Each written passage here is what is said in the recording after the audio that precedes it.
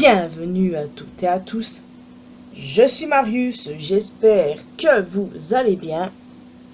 Bien évidemment, je vais vous parler du dernier chapitre de One Piece. Et ouais, là encore, il y a beaucoup de choses à dire. Je sais que je me répète, mais on approche de plus en plus de la fin du manga, donc il va falloir en profiter à fond.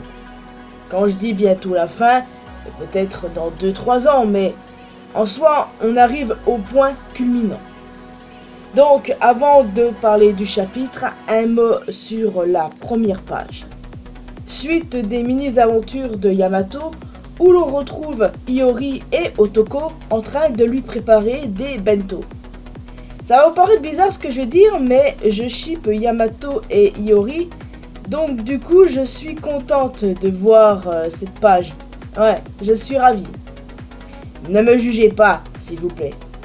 Enfin, maintenant rentrons dans le vif du sujet. Oda continue de nous révéler l'histoire du siècle oublié, tout en montrant les réactions des personnages éparpillés aux quatre coins du monde. En commençant par Wano, où l'on retrouve le drapeau protecteur offert par Luffy à Momonosuke, qui trône fièrement.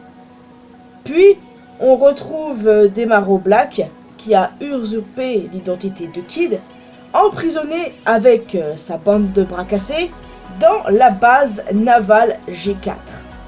Rappel, sa dernière apparition remonte au chapitre 603, lorsque lui et son équipage d'imbéciles se sont fait capturer par la marine. Pourquoi? On se serait bien passé de voir ces baltringues. Pourquoi? Au fur et à mesure, on a pu voir Foxy et son équipage, d'autres baltringues, super, Zoo, on a aussi vu Miss Golden Week avec Miss Doublefinger et Miss Merry Christmas.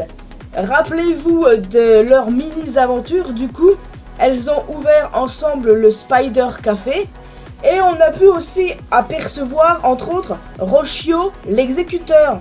On l'a vu pour la dernière fois dans le chapitre 222, c'est aussi la seule fois qu'on l'a vu, et normalement il était supposé être mort.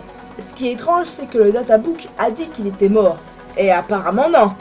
Donc, faut croire que le databook n'est pas une source 100% fiable. Enfin, on a vu tout le monde, sauf Ener.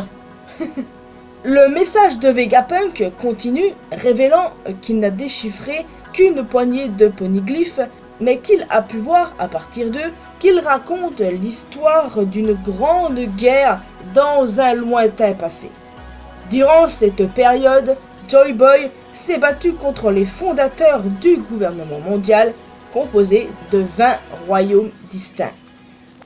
Pendant qu'il parle, Mars et Saturne commencent à utiliser leur acquis pour neutraliser les différents Denden Mushi à l'intérieur du laboratoire afin d'arrêter la diffusion.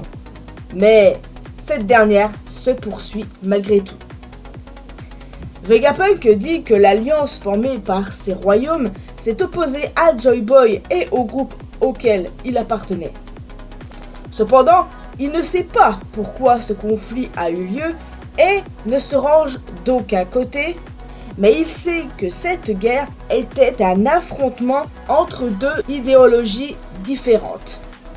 Il évoque ensuite le royaume dans lequel Joy Boy vivait et à quel point il était avancé, affirmant que les armes qui ont été créées durant ce conflit dépassaient sa capacité à les reproduire, et il est là le problème.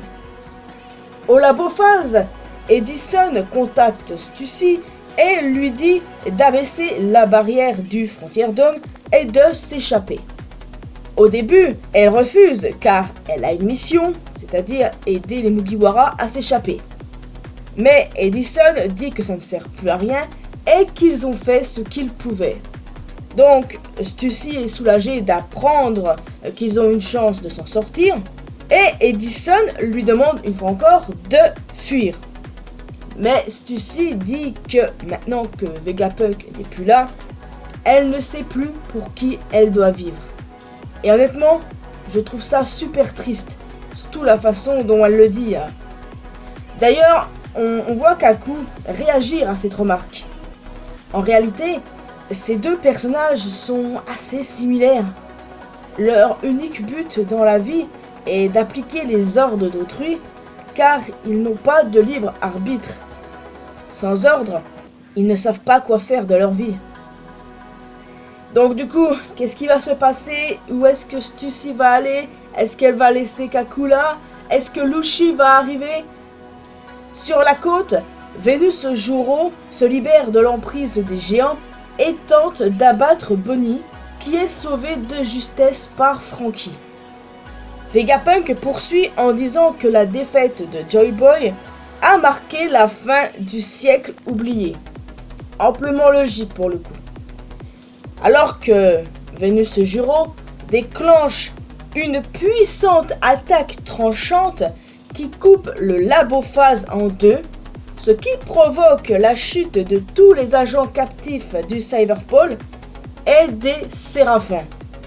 Ça c'est intéressant parce qu'en vrai je pense que les Séraphins peuvent être importants dans les événements qui vont suivre. Je peux me tromper mais c'est pas pour rien. Plus tôt on a vu Zoro et Jinbei sur le point de rejoindre le Sunny et on a vu que ce dernier était dans le champ de vision de Vénus Juro. Est-ce que l'on aura une potentielle confrontation à venir entre lui et Zoro? Honnêtement, j'imagine mal l'arc se terminer sans une confrontation entre les deux. Vegapunk révèle que, suite au cataclysme advenu lors du siècle oublié, le monde a été englouti une première fois. Il a dit « Les terres sur lesquelles nous vivons aujourd'hui sont des fragments d'anciens continents. » Et ça les amis, je vous l'avais dit. Le monde d'il y a 1000 ans a entièrement disparu sous les flots. Dans ma review précédente, j'évoquais cette possibilité grâce à toutes les histoires que l'on a entendues lors du 19e siècle au sujet de l'Atlantide et du continent mystérieux Mu. Et aussi grâce aux mystérieuses cités d'or où évidemment nous avons un conflit d'une grande ampleur entre les deux peuples. En fait, tout fait vraiment sens. Le monde actuel de One Piece pourrait lui aussi sombrer, probablement encore plus de 200 mètres. Alors, est-ce que cela va se produire ou non? Affaire à suivre. Vegapunk déclare que le désastre qui a provoqué l'inondation était dû aux armes antiques et qu'elles existent toujours, attendant d'être réactivées, disant que la guerre des siècles passés n'est pas terminée. Et vu le regard d'Imu à la fin, les amis, va-t-il ou elle rester là sans rien faire? C'est une très bonne question parce que là, pas mal d'infos sont révélées. Le Gorosei essaye du mieux qu'il peut de neutraliser ce qu'il faut pour arrêter la diffusion, mais rien ne marche. Et à côté, Imu est en train de s'énerver. Alors, est-ce qu'il va sortir de sa grotte et venir à Egghead d'une quelconque façon? Bah, honnêtement, je ne pense pas. Mais c'est intéressant de savoir ce qu'il va faire par la suite. Quoi qu'il en soit, je pense qu'on peut presque confirmer que l'arme qui a été utilisée pour détruire Lulusia est bien Uranus.